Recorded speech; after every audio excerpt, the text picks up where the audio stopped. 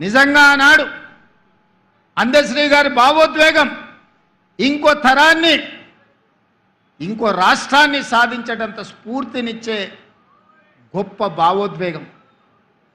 అందుకే మిత్రులారా, ఈనాడు ఈ ప్రభుత్వం ఒక అందశ్రీని, ఒక గద్దరన్నను, శ్రీమతి సోనియా గాంధీ గారి స్ఫూర్తితోటి ఈ ప్రభుత్వాన్ని మేము నడిపిస్తున్నాం.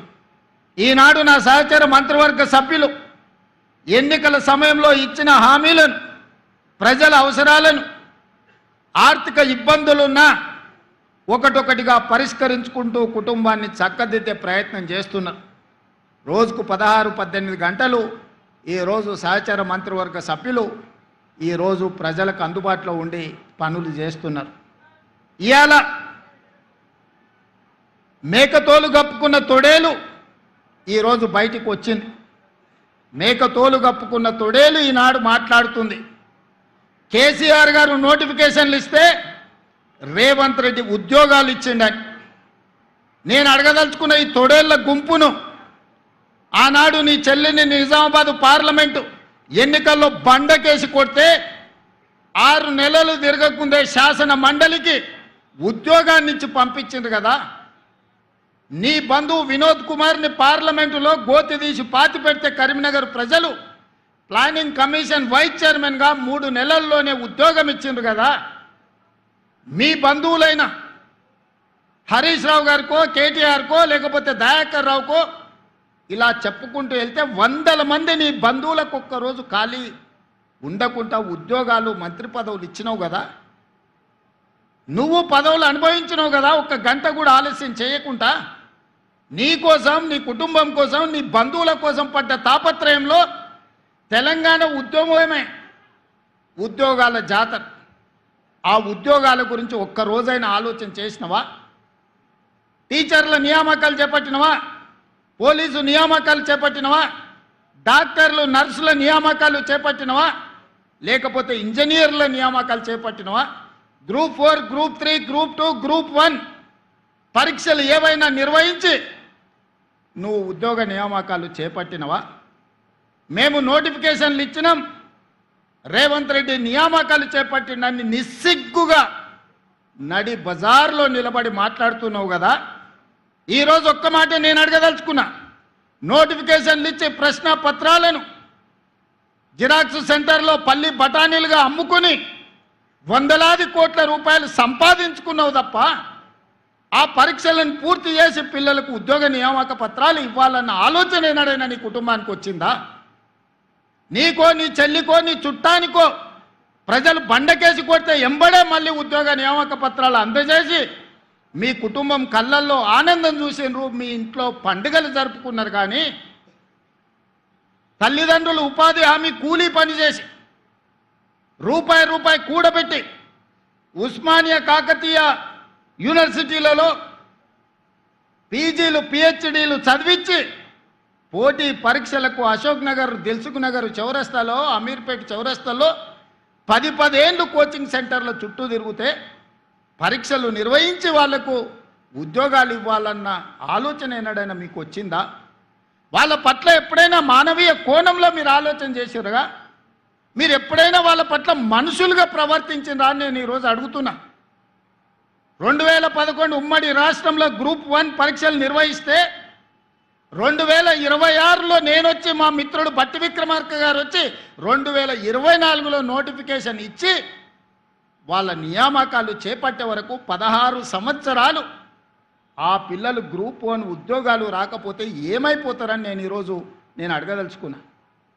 2011లో 21 సంవత్సరాలు నిండి పట్టభద్రుడైన యువకుడు గ్రూప్ 1 ఉద్యోగం వచ్చి తెలంగాణ పునర్నిర్మాణంలో భాగస్వామి కావాలని తల్లిదండ్రులకు ఇంటికాడ కాళ్ళకు దండం పెట్టి పట్నం బయలుదేరిన ఆ పిల్లలు 15 సంవత్సరాలు కోచింగ్ సెంటర్ల చుట్టూ తిరిగి వందలాది మంది చచ్చిపోయి, ఖమ్మం దగ్గర ఒక యువకుడు వేగంగా వస్తున్న రైలుకు ఎదురెళ్ళి రైలును గుద్దుకొని ప్రాణాలు వదిలిన మాట నిజం కాదా?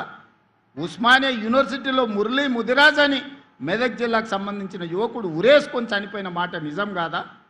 ఇలా నేను ఉదాహరణలు చెప్తే వందల కొద్ది ఉదాహరణలు ఉన్నాయి. ఆనాటి ప్రభుత్వం యొక్క నిర్లక్ష్యం, కల్వకుంట్ల చంద్రశేఖర్ యొక్క అహంకారం,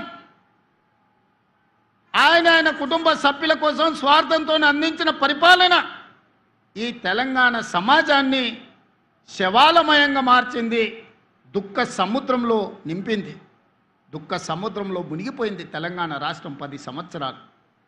అలాంటి తెలంగాణను వచ్చిన మొదటి సంవత్సరంలో 67,674 ప్రభుత్వ ఉద్యోగాలు,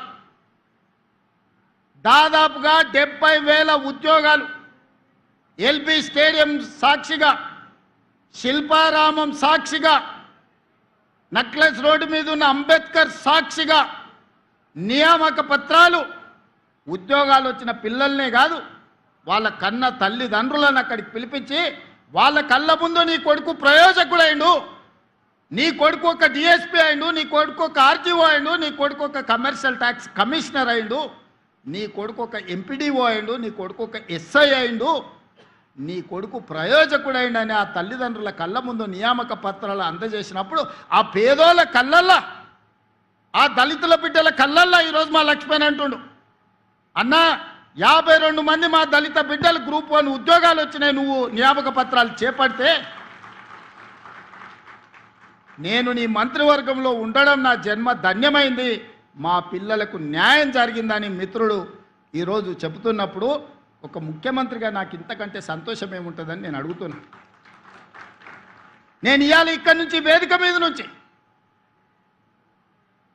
చిల్లర మాటలు మాట్లాడి చిచోరగా తిరిగే నాయకులమని చెప్పుకునే వాళ్ళని సూటిగా అడుగుతున్నా.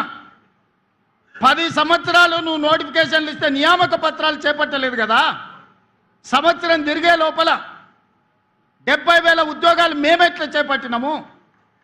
15 సంవత్సరాలు గ్రూప్ 1 నియామక పత్రాలు నువ్వు అందించకపోతే పరీక్షలు పెట్టి ప్రశ్నాపత్రాలు బజార్లో నువ్వు కోట్ల రూపాయలకు అమ్ముకొని నువ్వు వేల కోట్ల రూపాయలకు పడగకెత్తితే మీ తండ్రి గారు ఎర్రవల్లిలో 1000 ఎకరాల ఫామ్ హౌస్ కట్టుకుంటాడు, నువ్వు జన్వాడలో 100 ఎకరాల ఫామ్ హౌస్ కట్టుకుంటావు, నీ బావ హరీష్ రావు మోయినాబాద్లో 50 ఎకరాల ఫామ్ హౌస్ కట్టుకుంటాడు, నీ చెల్లెలు కవితమ్మ శంకర్పల్లిలో 25 ఎకరాల ఫామ్ హౌస్ కట్టుకుంటారు.